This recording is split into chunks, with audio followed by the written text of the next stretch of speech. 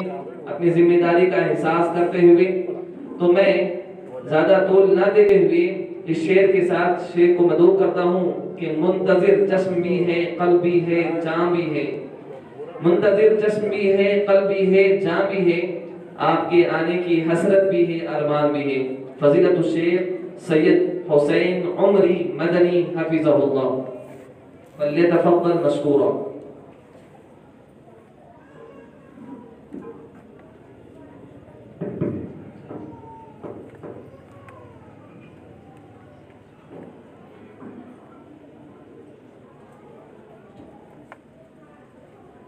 جو بھی باہر کھڑے پلیز اندر آ جائیں۔ السلام علیکم ورحمۃ اللہ وبرکاتہ۔ وعلیکم السلام۔ ان الحمد للہ نحمده ونستعینه ونستغفره ونؤمن به ونتوکل علیہ ونعوذ باللہ من شرور انفسنا ومن سیئات اعمالنا، من يهده الله فلا مضل له ومن يضلل فلا هادي له، وأشهد أن لا إله إلا الله وحده لا شريك له، وأشهد أن محمدا عبده ورسوله، يا أيها الذين آمنوا اتقوا الله حق تقاته ولا تموتن إلا وأنتم مسلمون، يا أيها الناس اتقوا ربكم الذي خلقكم من نفس واحدة وخلق منها زوجها وبث منهما رجالا كثيرا ونساء، واتقوا الله الذي تساءلون به والأرحام إن الله كان عليكم رقيبا، يا أيها الذين آمنوا اتقوا الله وقولوا قولا سديدا يصلح لكم أعمالكم ويغفر لكم ذنوبكم، ومن يطع الله ورسوله فقد فاز فوزا عظيما۔ شیخ نشین کا رونق افروز معزز علماء و زعماء، عزیز رفقاء و شرکاء، قابل صد احترام پردہ نشین اسلامی ماؤں اور بہنوں، اللہ کا بے انتہا فضل و احسان ہے کہ اللہ تبارک و تعالیٰ نے ہم اور آپ کو مسلمان بنایا، دین پر استقامت کے لیے اللہ تعالیٰ نے ذمہ داران کو توفیق دی کہ اس جیسے جلسے منعقد کیے جائیں تاکہ ہم اپنے ایمان کو مضبوط کر سکیں اور ایمان میں اضافہ کر سکیں۔ ذمہ داران کو میں دل کی گہرائیوں سے مبارکباد دیتا ہوں اور رب کریم کا احسان عظیم بجا لانے کے ساتھ ساتھ منتظمین کا دل کی گہرائیوں سے شکر گزار ہوں کہ انہوں نے مجھے موقع دیا کہ اس زرین مناسبت سے علمی خدمت کر سکوں اور استفادہ کر سکوں۔ دعا ہے کہ اللہ تبارک و تعالی ہماری ان ساری کوششوں کو کاوشوں کو خالصتاً لوجہ اللہ بنائیں اور آخرت کا بہترین ذخیرہ بنائیں۔ معزز حاضرین، ذمہ داران نے مجھے دو ذمہ داریاں دی ہیں۔ ایک ذمہ داری یہ ہے کہ مجھے اتحاد امت کے موضوع پر خطاب کرنا ہے انشاءاللہ، اور پھر دوسری ذمہ داری اجلاس کے اختتام پر ہے، صدارتی خطاب کرنا ہے۔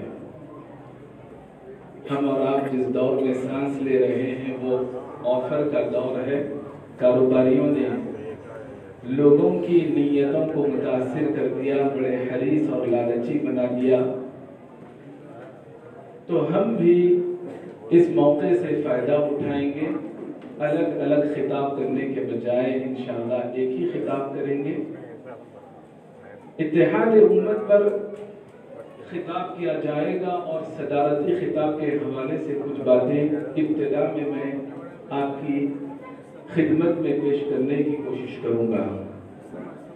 میری پہلی گزارش آپ احباب سے یہ ہے کہ آپ اگلی صفوں کو پر کریں،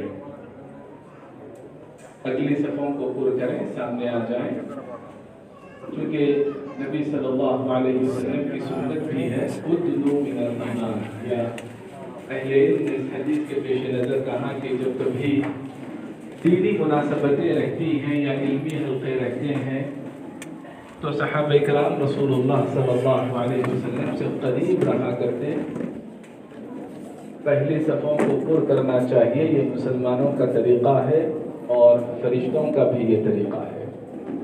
تو اگلی صفوں کو پر کریں تاکہ بعد میں آنے والوں کے لیے نشستیں آسانی سے مل جائیں۔ معزز حاضرین، آپ نے سب سے پہلا خطاب تیلگو زبان میں سنا۔ اس خطاب کا موضوع تھا اللہ تبارک و تعالیٰ کا تعارف۔ بہتر تھا کہ اللہ کی معرفت، اللہ کی پہچان ایسا انتخاب کیا جاتا، چونکہ تعارف میں تبادلہ پایا جاتا ہے، آپس میں ایک دوسرے کا تعارف کرانا یہ تصور پایا جاتا ہے۔ عقیدے کے علماء نے جو تعبیر استعمال کی وہ ہے معرفت، پہچان، اللہ تبارک و تعالیٰ کی پہچان۔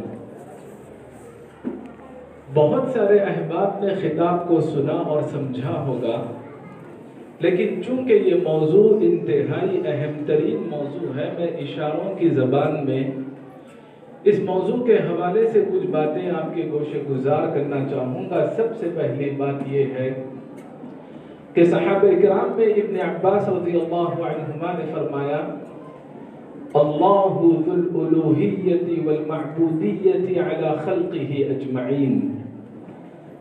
اللہ کی تعریف یہ ہے، اللہ کا معنی یہ ہے کہ ساری مخلوق پر جس کی بندگی اور جس کی عبادت فرض ہے، لازم ہے، وہ عظیم ذات، وہ عظیم ہستی اللہ تبارک و تعالیٰ کہلاتی ہے۔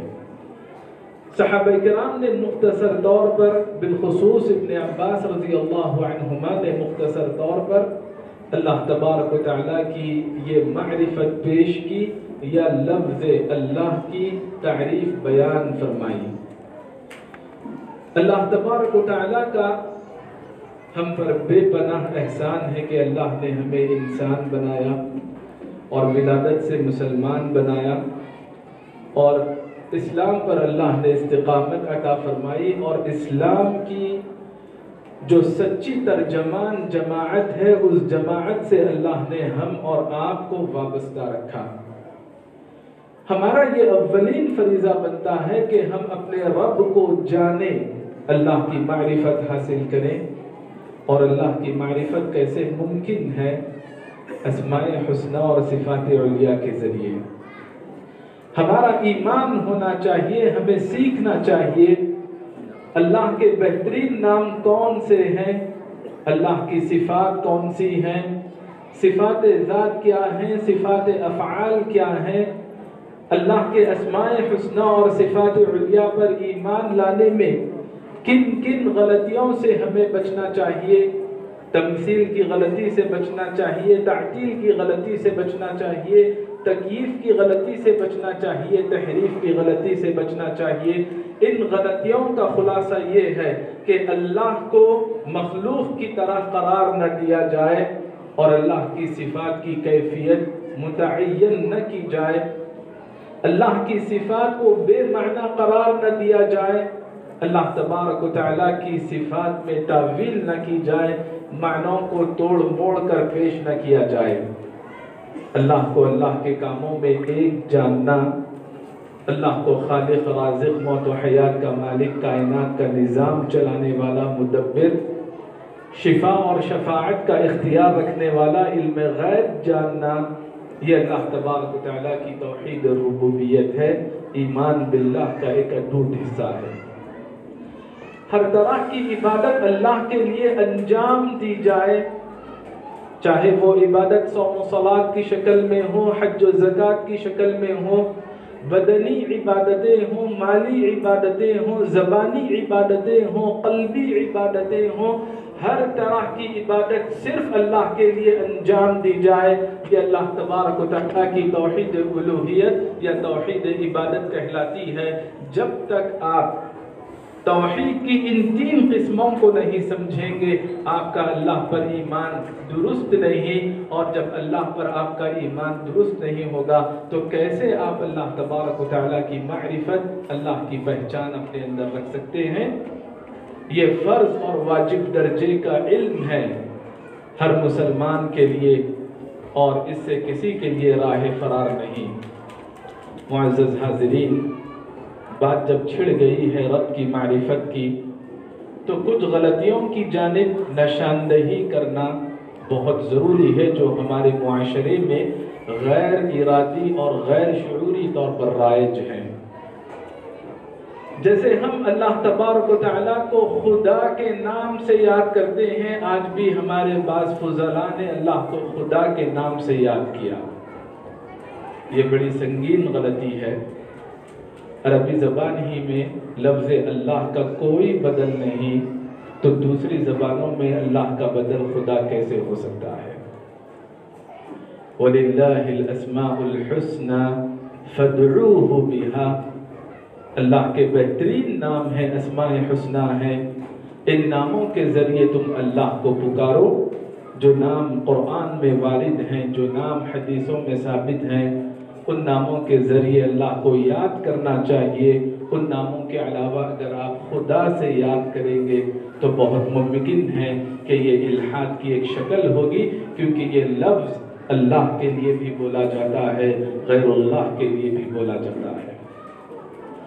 دوسری غلطی جس کی جانب نشاندہی کرنا انتہائی ضروری ہے، جب ترجمہ کیا جاتا ہے اس حدیث کا، حدیث کے اس ٹکڑے کا، والذی نفس محمد بیدہ یا والذی نفسی بیدہ، اس ذات کی قسم جس کے ہاتھ میں میری جان ہے، یا محمد صلی اللہ علیہ وسلم کی جان ہے، گمراہ فرقے جو جہمیہ سے نکلے ہیں، اشاعرہ کہلاتے ہیں، ماتریدیہ کہلاتے ہیں، اور کبھی معتزلہ کہلاتے ہیں، کبھی مرجئہ کہلاتے ہیں، شریعت پر عقل کو اہمیت دینے والے، تعویل اور تعدیل کرنے والے، توحید الوہیت سے ناواقف رہنے والے گمراہ فرقے اس حدیث کا یہ ترجمہ کرتے ہیں کہ اس ذات کی قسم جس کے قبضہ قدرت میں میری جان ہے، یا محمد صلی اللہ علیہ وسلم کی جان ہے۔ یہ بڑی سنگین غلطی ہے۔ صفت ید، اللہ کی صفت جو ہاتھ کی صفت ہے، اس کا انکار کرنا ہے، جس کی وجہ سے ترجمے میں تحریف کی جاتی ہے۔ لہٰذا ید کا ترجمہ ہاتھ سے کرنا چاہیے، اس ذات کی قسم جس کے ہاتھ میں محمد صلی اللہ علیہ وسلم کی جان ہے، یا جس کے ہاتھ میں میری جان ہے۔ معزز حاضرین، بہتر ہے کہ جب کبھی ہم اللہ کا ذکر کریں تو واحد کے لفظ سے کریں۔ اللہ فرماتا ہے، اللہ فرماتے ہیں کہنے کے بجائے، جمع کے بجائے واحد سے ذکر کریں۔ یہ اللہ کی توحید سے قریب ترین بات ہے۔ قرآن مجید میں کبھی اللہ تعالیٰ نے جمع کے الفاظ اپنے لیے استعمال فرمائے ہیں، جیسے اِنَّا نَحْنُ نَزَّلْنَا الذِّكْرَ وَإِنَّا لَهُ لَحَافِظُونَ اِنَّا أَنزَلْنَاهُ فِي لَيْلَةِ الْقَدْرِ۔ اللہ ایک ہونے کے باوجود جمع کے الفاظ استعمال فرماتا ہے، یہ بتانے کے لیے اپنی تعظیم، اپنی بڑائی، اپنی کبریائی۔ یا مفسرین نے کہا کہ جو کام اللہ تعالیٰ فرشتوں سے لیتا ہے، ان کاموں کو اپنی جانب منسوخ کرتے ہوئے واحد کے بجائے جمع کے الفاظ استعمال فرماتا ہے۔ جیسے قرآن کو جبریل علیہ السلام کے ذریعے نازل فرمایا، اور اللہ فرماتا ہے ہم نے نازل کیا۔ جبریل علیہ السلام رسول اللہ صلی اللہ علیہ وسلم کو قصے سنایا کرتے، قرآنی قصے، سابقہ قوموں کے احوال سنایا کرتے، اخبار سنایا کرتے، اللہ فرما رہا ہے نحن نقص علیک احسن القصص، ہم آپ کو بہترین قصے سناتے ہیں، قصے سنانے والے جبریل علیہ السلام ہیں۔ تو جو کام اللہ تعالیٰ فرشتوں کے ذریعے لیتا ہے ان کاموں کو اپنی جانب منسوب کرتے ہوئے اللہ فرماتا ہے کہ ہم نے فلاں کام کیا، لیکن رسول اللہ صلی اللہ علیہ وسلم نے، صحابہ کرام نے کبھی بھی اللہ تبارک و تعالیٰ کے لیے جمع کے الفاظ استعمال نہیں کیے۔ بہتر ہے کہ اللہ کی توحید سے قریب ترین بات یہ ہے کہ اللہ تبارک و تعالیٰ کے لیے واحد کا لفظ استعمال کیا جائے۔ ایسی کچھ اور باتیں ہیں جو غیر ارادی طور پر ہماری زبانوں سے سرزد ہوتی ہیں، ہمارے معاشرے میں رائج ہیں، لیکن ان امور کی جانب توجہ دینی چاہیے، غفلت نہیں برتنی چاہیے، کیونکہ ان میں شرعی خلاف ورزیوں کا اندیشہ رہتا ہے۔ معزز حاضرین، ذمہ داران نے، انتظامیہ نے جس موضوع پر لب کشائی کرنے کی مجھے پابندی دی ہے، ذمہ داری ڈالی ہے، وہ ہے اتحاد امت، وقت کی طاقت۔ یقیناً ذمہ داران کو میں مبارکباد دیتا ہوں اور ان کا دل کی گہرائیوں سے احسان مند ہوں کہ انہوں نے اس موضوع کا انتخاب کیا۔ مجھ سے پہلے کے پیشرو فاضل مقررین فضیلت الشیخ نذیر جامعی حفظہ اللہ، فضیلت الشیخ واجد حسن مدنی حفظہ اللہ، ان تمام نے اپنے اپنے خطابات میں اس نقطے کی جانب توجہ دلائی کہ امت میں اختلافات پائے جاتے ہیں، نزاعات پائے جاتے ہیں، اور امت اتحاد و اتفاق سے بہت محروم ہے اور بہت دور ہے۔ یہ موضوع وقت کی اہم ترین ضرورت ہے، بلکہ میں کہوں گا کہ دین اسلام نے اس موضوع کو ہمیشہ اہمیت دی، روزانہ اہمیت دی، دن میں 5 دفعے اہمیت دی، مختلف مرحلوں میں، مختلف پیمانوں پر، مختلف مناسبتوں میں دین اسلام نے امت مسلمہ کو بارہا اتحاد و اتفاق پر ابھارا ہے۔ آپ غور کریں گے تو آپ کو پتہ چلے گا کہ میدان عرفہ میں دنیا جہاں کے مسلمان اجتماعیت کا ثبوت دیتے ہیں، عیدین کے موقع پر شہری سطح پر مسلمان جمع ہوتے ہیں اور اتحاد و اتفاق کا مظاہرہ کرتے ہیں۔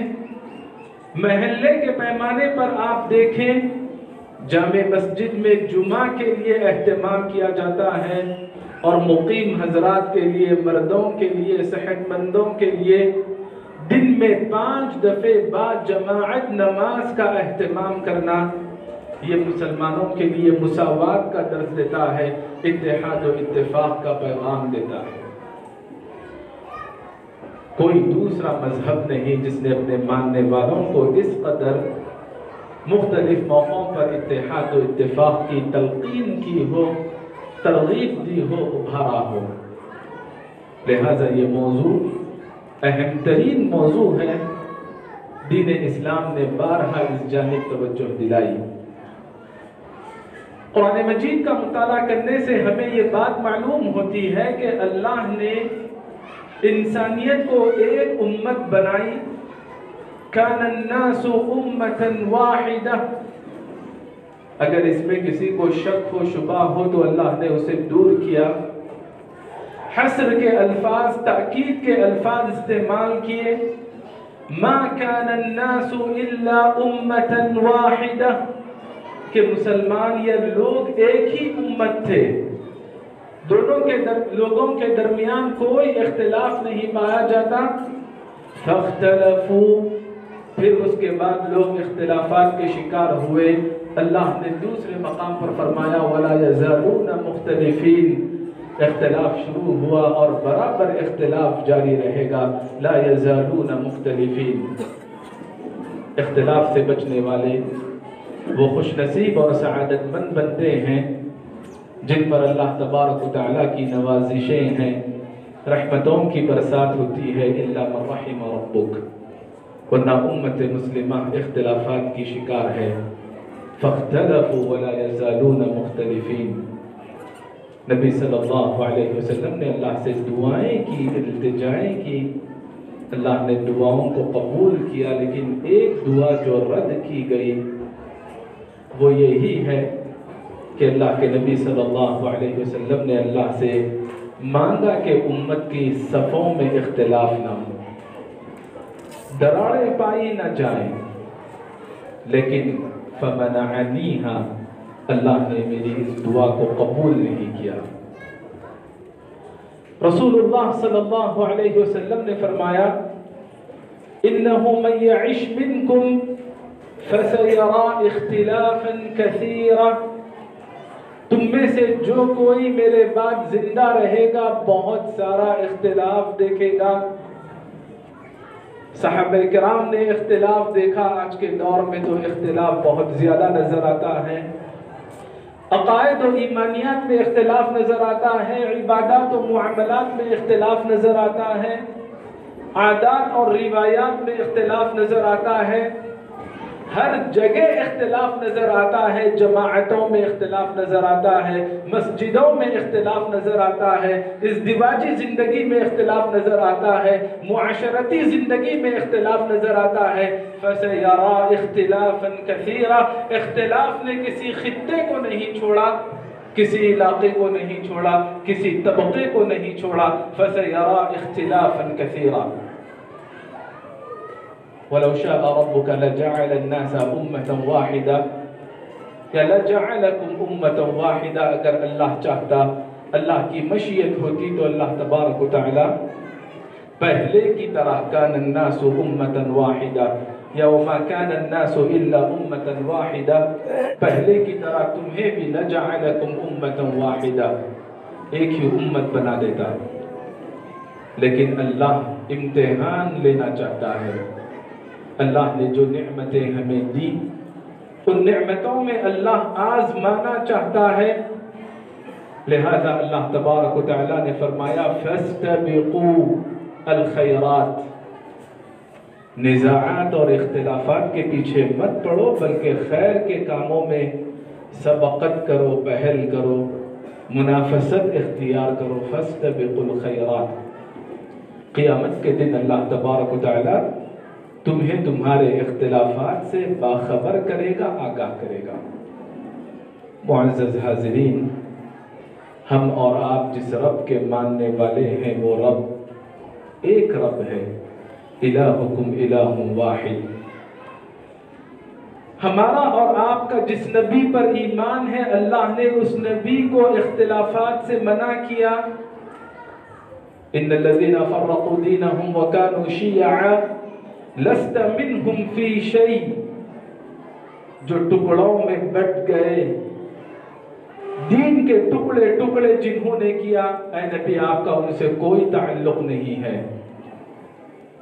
عمومی طور پر اہل ایمان کو اللہ نے پابند بنایا، لا تکونوا کالذین تفرقوا واختلفوا من بعد ما جاءتهم البینات، روشن دلیلیں پہنچ چکی، حجت پوری کی گئی، لہذا اختلافات میں، فرقتوں میں مت بٹو۔ وَلَا تَكُونُوا مِنَ الْمُشْرِكِينَ، موحدین کی یہ علامت ہے کہ وہ اتحاد و اتفاق کے ساتھ رہتے ہیں، مشرکین میں سے شمار نہ ہونا۔ لا تكونوا من المشركين من الذين فرقوا دينهم وكانوا شيعا كل حزب بما لديهم فرحون۔ اہل ایمان کی یہ علامت نہیں کہ وہ اختلافات کرتے ہیں، ایسے اختلافات جو نزاعات کا سبب بنے۔ علم کی روشنی میں اگر اختلاف ہو تو اسلاف نے اسے توسع سے تعبیر کیا، وسعت پیدا کرنے اور گنجائش پیدا کرنے سے تعبیر کیا۔ اختلاف اگر تنوع ہو تو اس کی گنجائش ہے اختلاف تنوع کی، لیکن اگر اختلاف تضاد ہو، ٹکرانے والا اختلاف ہو، جو مسلمانوں کی صفوں میں دراڑیں پیدا کرنے والا اختلاف ہو، تو اللہ تبارک و تعالی نے اس سے منع فرمایا ہے۔ مشرکین کی علامت اللہ نے بیان فرمائی، اتحاد و اتفاق کے ساتھ رہنا یہ وقت کی اہم ترین ضرورت ہے۔ سوال یہ پیدا ہوتا ہے کہ اتحاد و اتفاق کی ابتدا کیسے کی جائے، کون پہل کرے؟ یقیناً ہمیں شکایت ہے، ہمارے سینوں میں درد مند دل ہے، اختلاف کا عذاب ہر جگہ ہمیں نظر آتا ہے، لیکن اس درد کی دوا کیا ہے؟ اس مشکل کا علاج کیا ہے؟ حل کیا ہے؟ اگر ہم قرآن و حدیث کا مطالعہ کریں تو کچھ وسائل نظر آتے ہیں جو مسائل کو وسائل میں تبدیل کر سکتے ہیں، جو موانع کو مواقع میں تبدیل کر سکتے ہیں۔ سب سے پہلا بنیادی نقطہ یہ ہے کہ اگر ہم اپنی صفوں میں ملی سطح پر اتحاد و اتفاق کو قائم کرنا چاہتے ہیں تو تنگ نظری کو چھوڑنا ہوگا، کم ظرفی کو چھوڑنا ہوگا، شخصیت پسندی کو چھوڑنا ہوگا، شخصیت پرستی سے بچنا ہوگا، اور اللہ تبارک و تعالیٰ کی توحید کو اختیار کرنا ہوگا۔ اللہ تبارک و تعالیٰ نے اس امت کو امت واحدہ بتایا، ان هذه امتکم امۃ واحدہ وانا ربکم فاعبدون۔ یہ امت واحدہ اس وقت رہ سکتی ہے جب توحید کو اختیار کرے۔ اللہ نے امت واحدہ کا جب تذکرہ کیا تو اتحاد کی بات بتائی، تو توحید کی تینوں قسموں کو اللہ نے بیان فرمایا، وَأَنَا رَبُّكُمْ فَاعْبُدُونَ۔ توحید ربوبیت رب میں پائی جاتی ہے۔ لفظ رب ہی اسماء حسنہ اور صفات علیہ پر دلالت کرتا ہے۔ فَاعْبُدُونَ، اللہ کی عبادت کرنی چاہیے، توحید الوہیت کا یہ پیغام ہے۔ لہذا عقائد اور ایمانیات کو درست کرنا ہوگا، عقائد اور ایمانیات کا سبق پڑھنا ہوگا۔ اہل ایمان کو اسی لیے اللہ نے ایمان لانے کا حکم دیا، یا ایھا الذین آمنوا آمنوا باللہ ورسولہ والکتاب الذی نزل علی رسولہ۔ عقائد و ایمانیات کو فراموش کر کے اگر کوئی اپنی پسندیدہ شخصیت کی طرف دعوت دیتا ہے، اس کے لٹریچر کو عام کرتا ہے، اس کی تحریک کو آگے بڑھانے کی کوشش کرتا ہے، پھر اتحاد کی دعوت دیتا ہے، تو اس نے قرآن کی اس آیت کی خلاف ورزی کی۔ امت واحدہ کو اللہ کی توحید اختیار کرنی پڑے گی اپنی صفوں میں اتحاد و اتفاق پیدا کرنے کے لیے۔ بڑے افسوس کا مقام ہے کہ ہم توحید کے داعی اور شیدائی ہیں، توحید کے علمبردار اور دعوے دار ہیں، لیکن توحید کسے کہتے ہیں، توحید کی حقیقت کیا ہے، توحید کی اہمیت کیا ہے، توحید کی فضیلت کیا ہے، توحید کی دنیاوی اور اخروی افادیت کیا ہے، عقائد و ایمانیات کو دین اسلام نے کیوں اہمیت دی، ان تمام امور سے ہم ناواقف رہتے ہیں۔ کیسے ہماری صفوں میں اتحاد و اتفاق پیدا ہوگا؟ ممکن ہے اپنے آپ کو ہم تسلی دے لیں کہ ہم بڑے موحد ہیں، توحید ہمارے پاس ہے، مان لے، تسلی دے لے کہ ہم پکے موحد ہیں، اعلیٰ درجے کے موحد ہیں۔ اگر ہم مان بھی لیں تو سوال یہ پیدا ہوتا ہے کہ آپ موحد ہیں، آپ کی جماعت توحید کی جماعت ہے، پھر آپ کے درمیان کیوں اختلاف پایا جاتا ہے؟ آپ کہہ رہے ہیں، پہلا نسخہ آپ نے یہ تجویز کیا کہ امت کی صفوں میں اتحاد لانے کے لیے توحید ضروری ہے، آپ کے پاس توحید ہے اور پھر آپ کے پاس اختلاف کیوں؟ یہی انداز اور یہی الفاظ اللہ نے اختیار کیے جہاں اللہ نے توحید کی بات بتائی، ان هذه امتکم امۃ واحدہ وانا ربکم فاعبدون۔ یہی انداز اللہ نے اختیار فرمایا، وان هذه امتکم امۃ واحدہ وانا ربکم فاتقون۔ اہل توحید کی صفوں میں اللہ کا تقوی نظر نہیں آتا، ہم تقوی شعار نہیں، پرہیزگار نہیں، ابن الوقت بن چکے ہیں، مصلحت پسند بن چکے ہیں، اپنے اپنے مفادات کے پیچھے پڑے ہیں، مال کے پیچھے پڑے ہیں، عہدے اور منصبوں کے پیچھے پڑے ہیں۔ ہم نے اخلاق کا سبق نہیں پڑھا، ایک اچھے انسان اور ایک اچھے مسلمان نہیں بنے۔ لہذا توحید اگر ہے پھر بھی اختلاف پایا جاتا ہے تو ہمیں اپنے کردار کو سنوارنے کی ضرورت ہے، اپنے معاملات پر نظر ثانی کرنے کی ضرورت ہے، اللہ کا تقوی اختیار کرنا چاہیے۔ اگر ہم توحید پر بولنے لگے، اللہ کا تقوی اختیار کرنے پر ابھارنے لگے، یقین جانے یہ موضوعات ایک مستقل موضوعات ہو جائیں گے۔ عمومی طور پر توحید کے بعد، اللہ کا تقوی اختیار کرنے کے بعد ضروری ہے کہ عمومی طور پر اللہ اور اس کے رسول کی اطاعت کی جائے۔ اطیعوا اللہ ورسولہ ولا تنازعوا فتفشلوا وتذهب ريحكم واصبروا، کہ اللہ اور اس کے رسول کی اطاعت کریں، نزاعات اور خصومات میں نہ پڑیں، اختلافات میں نہ پڑیں۔ اس کا ظاہری اور دنیاوی پہلا نقصان یہ ہوگا کہ تم ناکام ہو جاؤ گے، اپنے مقاصد میں ناکام ہو جاؤ گے، دشمنان اسلام کے بالمقابل ناکام ہو جاؤ گے، ہر طرح کی ناکامی تمہارے مقدر ہو جائے گی۔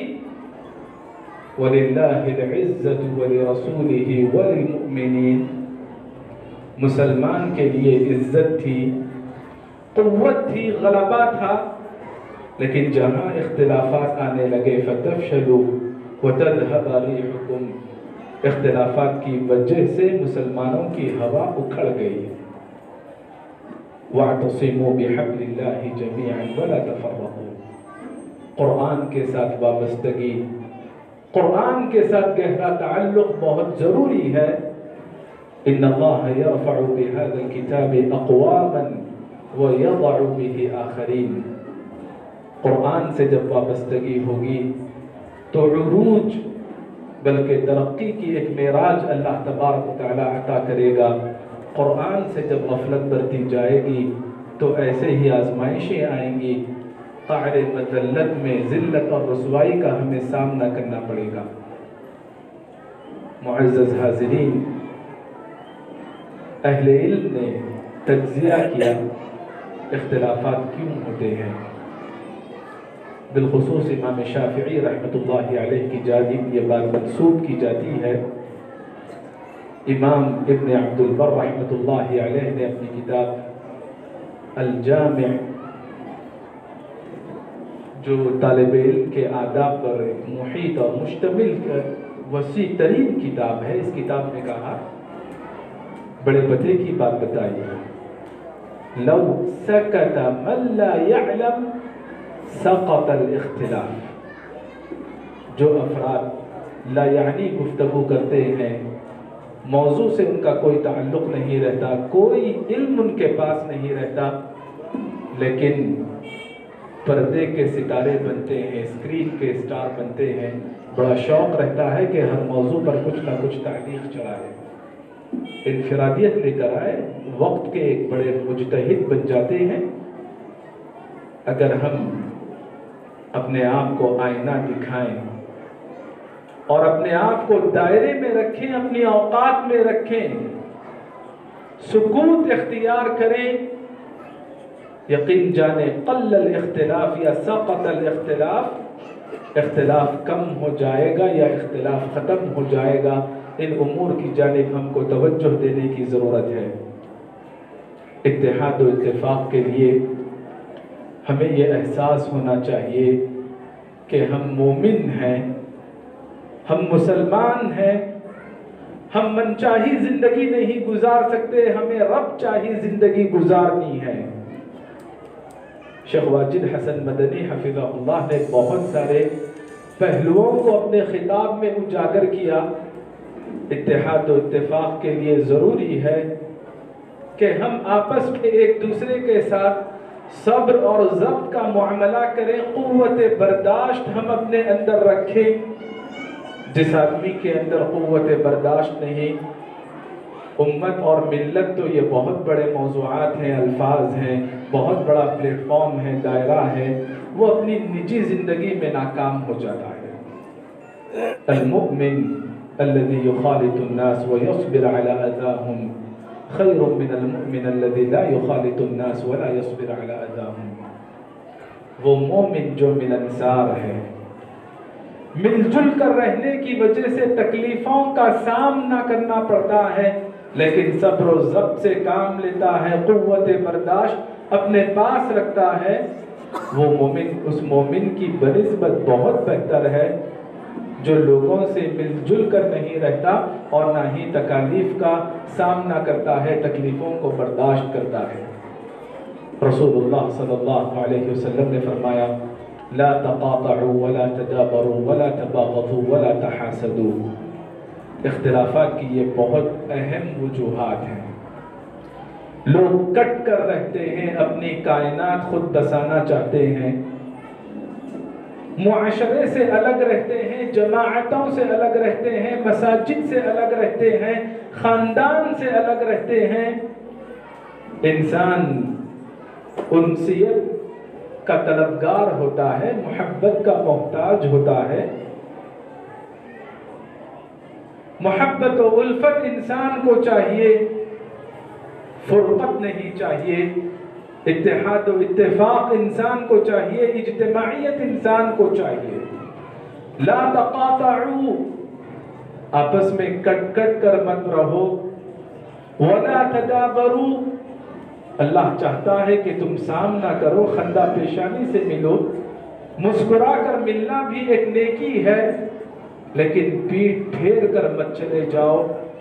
اگر اللہ نے کسی بھائی کو کوئی نعمت دی تو برکت کی دعا کرنا، اس کے خاتمے کی تمنا نہ کرنا، حاسدانہ کردار ادا نہ کرنا۔ وَكُونُوا عِبَادَ اللَّهِ إِخْوَانًا، اللہ کے بندے اور بھائی بھائی بن کر رہنا۔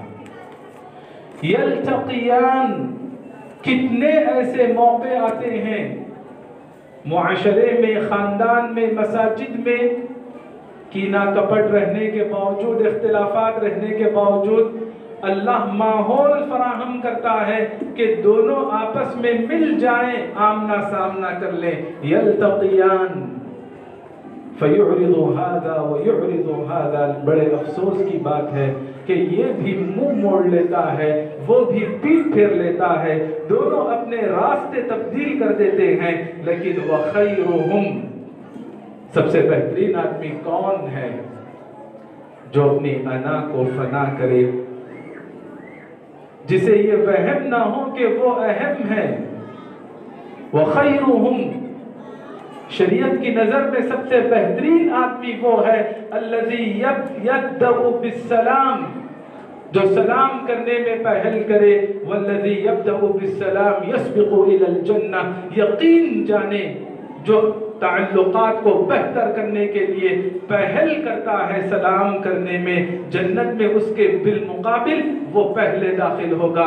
جنت کے لیے اس کی ضمانت ہے، اس کے لیے جنت کی ضمانت ہے، اور سبقت کے ساتھ جنت کی ضمانت ہے۔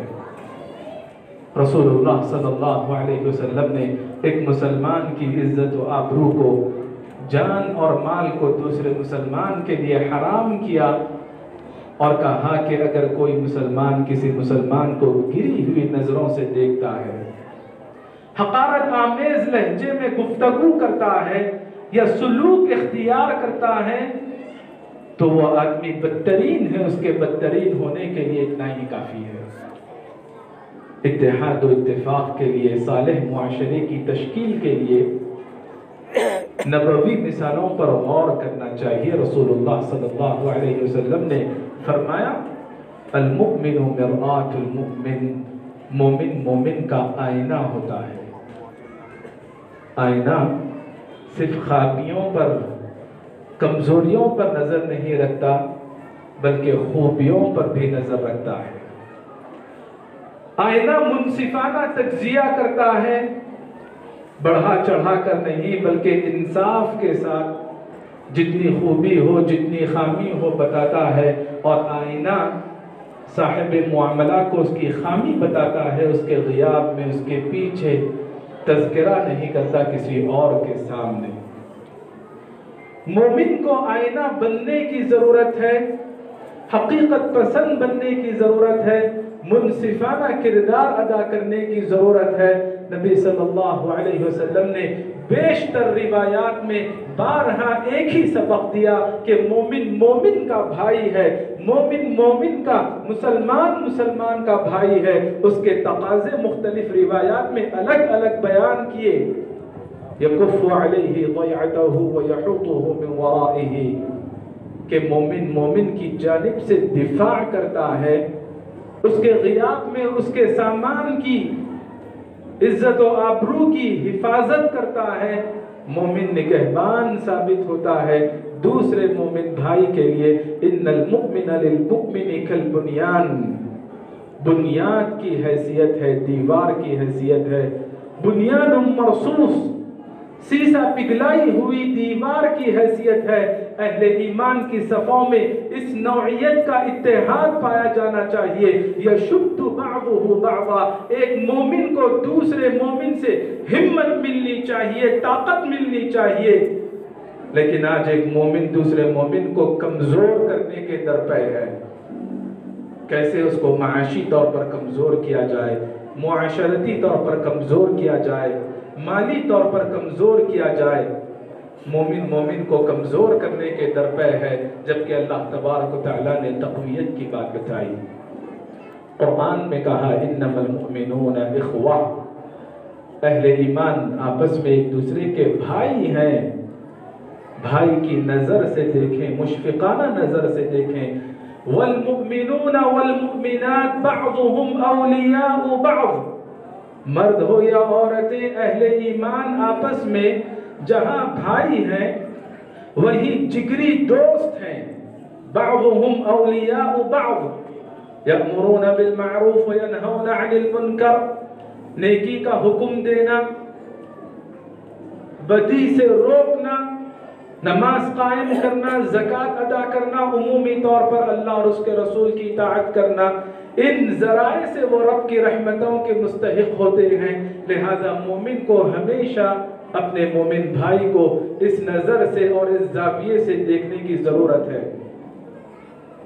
غیاب میں دعا کرنی چاہیے، فرشتے دعائیں کرتے ہیں۔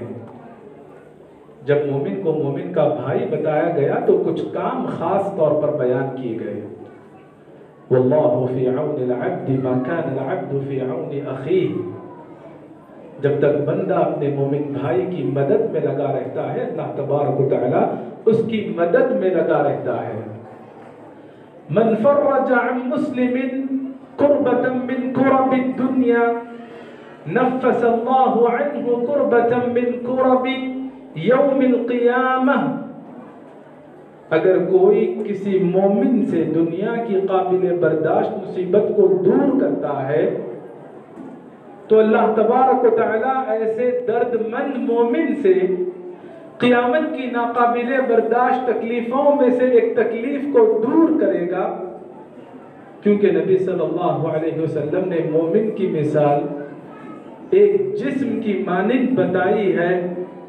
جسم کے کسی حصے میں تکلیف ہو تو اس کی تکلیف، اس کی حرارت جسم کے بقیہ اعضاء میں محسوس کی جاتی ہے۔ یہ کیفیت ہونی چاہیے، پردہ پوشی سے کام لینا چاہیے، اللہ کی خاطر محبت کرنی چاہیے۔ جب ہم یہ اخلاق و اقدار پیدا کریں گے، ہماری صفوں میں اتحاد و اتفاق پیدا ہوگا۔ اللہ تبارک و تعالیٰ سے دعا ہے کہ اللہ تبارک و تعالیٰ ہماری ان ساری کوششوں اور کاوشوں کو خالصتاً لوجہ اللہ بنائیں، ذخیرہ آخرت بنائیں۔ میں پھر ذمہ داران کو مبارکباد دیتا ہوں اور شکر گزار ہوں، اور امید کرتا ہوں کہ ایسی مناسبتیں مستقبل قریب میں بھی سجائی جائے گی اصلاح معاشرے کے حوالے سے، جن سے ہم اپنے دین پر استقامت اختیار کر سکتے ہیں اور بصیرت افروز خطابات سن سکتے ہیں۔ وجزاکم اللہ خیرا، والسلام علیکم ورحمۃ اللہ۔